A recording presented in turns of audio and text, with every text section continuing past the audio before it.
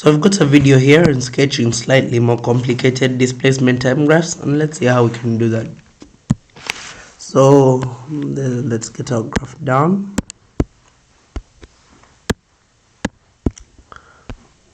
A parachutist falls from a helicopter which is flying at a constant height.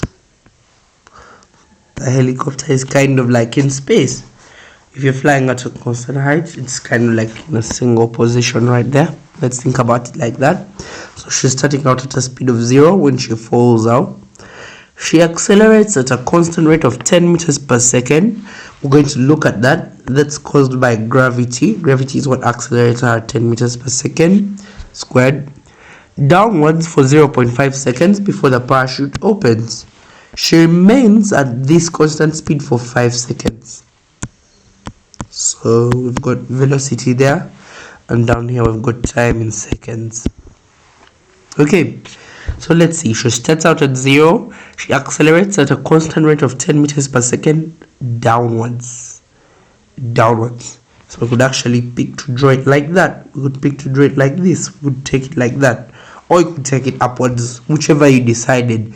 If you pick downwards as your positive direction, that would be okay. If you pick upward as your positive direction, that would also be okay. So she accelerates at a constant rate of 10 meters per second downwards for 5 seconds, for 0.5 seconds before the parachute opens. She then remains at a constant speed for 5 seconds.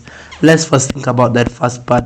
So her acceleration is 10 for 0.5 seconds, and she's starting out at rest. So let's see what happens. So we need to find the final velocity so that we can label it right there, and we already have the time, 0.5 seconds. So final velocity v is equal to u plus at. So that will be 0 plus 0.5 times 10, which will give us 5. Velocity here is 5. We'll just put on a negative sign to show that she's going downwards, because we picked our downwards as a negative direction. Then she remains at the constant speed for 5 seconds. So constant speed means your speed is not changing. So after 1 second, you're still at 5. Another 2 seconds, you're still at 5. Still going downwards. They just told us that happens for 5 whole seconds. Now don't make the mistake of putting here a 5. No, it should be 5 plus 0.5. Because the 5 only covers the constant speed section. So it should be 5.5. And that will be it. That will be your velocity time graph for that situation. But it will also be just as correct if you drawn it like that. It will also be just as correct. A firework takes off from rest.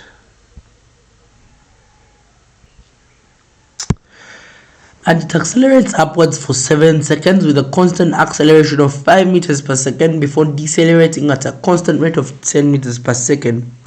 It explodes at the highest point of its trajectory. So let's look at this.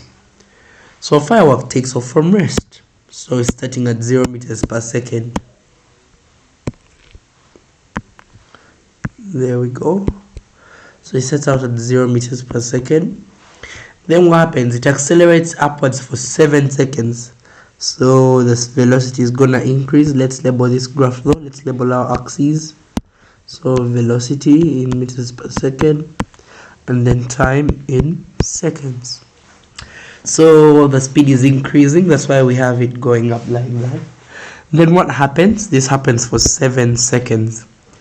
And then we need to figure out what her final velocity is. So that. So for 7 seconds, she accelerates at 5 and she starts from 0. So we need to find the final velocity.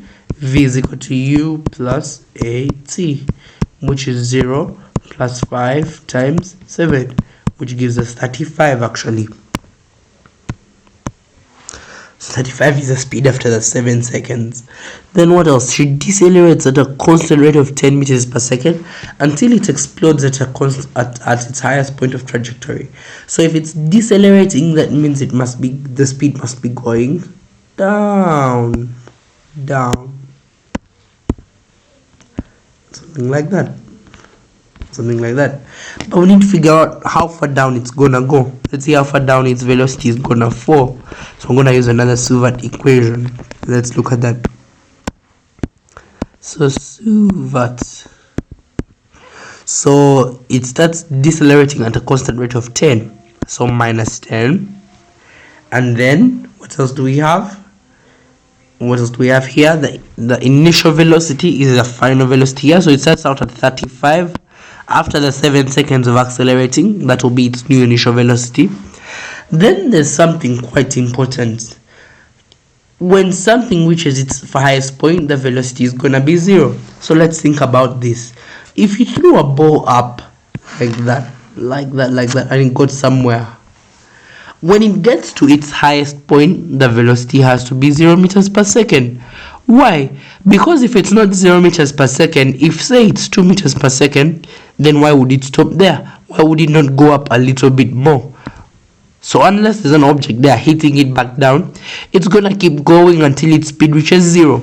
So if you jumped up, you're gonna jump until you stop at a certain point, and then when you're no longer going upwards, that's when you start going downwards.